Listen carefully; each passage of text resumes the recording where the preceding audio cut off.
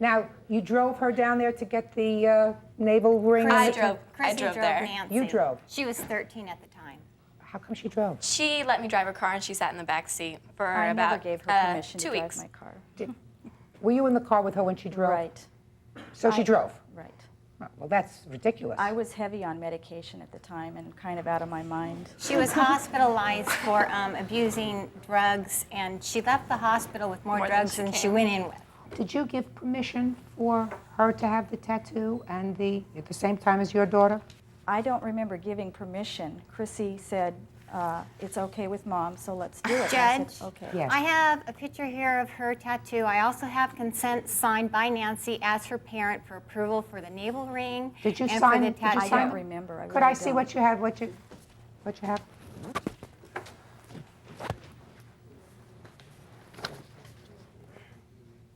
Well, Ms. Feliciano, I want you to take a look at the signature on the bottom of this and tell me if that's your signature. I also have here the man who did the tattoo. Sir, what's your name? My name is Alfredo Alvear. Nice tattoos. Thank you. Do you remember these two young ladies when they came in? Yes, I do. And you remember Ms. Feliciano? Clearly. Tell me what you recall of the conversation when they came in. Okay, they came in actually the day before I did the tattoo. That's when she got the navel ring. Did this lady tell you she was her mother?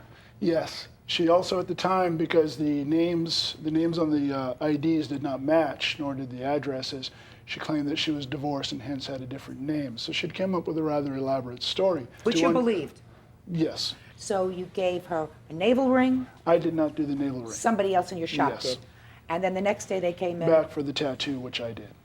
and it was your belief based upon the consent forms and based upon what Miss Feliciano told you that she was her mother and she was giving consent for both kids. Correct. Sit down. Okay. Whether you remember any better or not, that's what happened. Right. So here's the issue. Does your daughter want to have this tattoo removed? Yes. Why did she have it done in the first place? A teenager that wanted something and did it at the spur of the moment without really thinking it through, realizing that it would be there for the rest of her life, that, you know, it would take surgery, it would take laser and then surgical excision to remove this. Well, what kind of relationship do you have with your daughter? I have a great relationship with her. She's she's 14 now. She was Have you ever 13 had then. troubles with her? Was it kind of quiet for the 2 weeks that she was out of the house? No, I have 3 other children. I have 4 children. So it's never quiet. At that particular time in my life, I was not working. I was home. When Crissy was at Nancy, supposedly helping her daughter Jennifer with her homework, I heard from Crissy several times a day. I was always at home So you just let her go there because it was... to help out Jennifer so that she could go to her classes and not have to drop out because she was failing in school. Now I have some other questions very briefly. Step up again. You're 14 now. You have time for acting classes? No. What do you have time for, Crissy? I've been doing community services. Well, now I think you better start doing something for money. Something like babysitting, something like Oh, working I in do a that store. too. I Oh, well, applied that's for a good. job just the other day. There is no question that what you did was wrong. You never give permission for somebody else's child to have something tattooed on their body that is irreversible. The question is, who's really responsible?